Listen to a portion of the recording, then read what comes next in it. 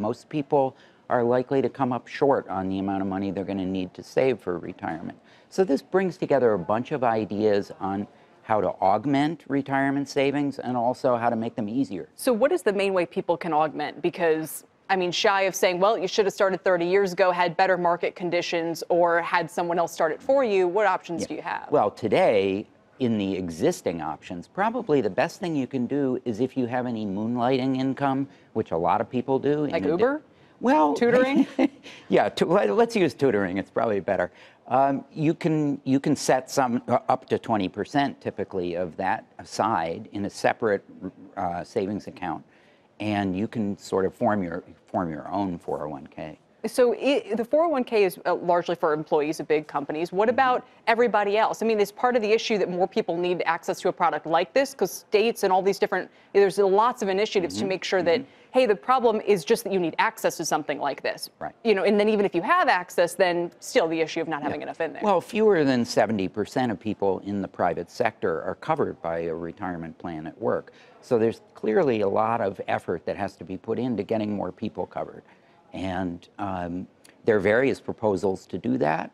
You know, some involve just making plans kind of universally portable. It would follow you through all your labor income, whether you have self-employment income, whether you've worked a bunch of odd jobs, whether you've stayed at one employer for a long time and then left. The money would follow with you wherever you went. Yeah, we all know the difficulty when you change jobs itself of trying to roll it over or combine everything. So some have said lately, especially in order to fund other types of things, it should be easier to tap the money in your 401k. Do you adhere to that school of thought or no?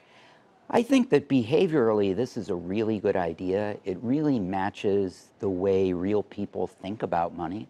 One of these proposals calls for what's called a rainy day account, which would sort of subdivide your retirement savings into a short-term pool and a long-term pool.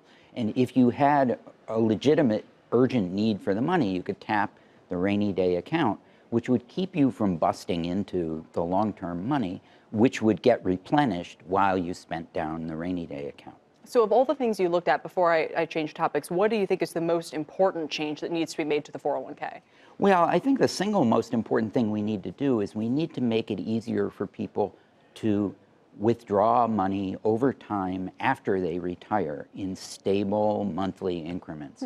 And various longevity annuity proposals would help with that. And there are companies that are starting to implement those. Why is that such an issue for people? Well, it's an issue because most people will probably live longer than they expect and will save less than they need. And when you combine those two together, it's not a very good scenario for a person in, say, their late 80s. Well, we'll see if then there's any progress on that front. In the meantime, I do want to ask you about something.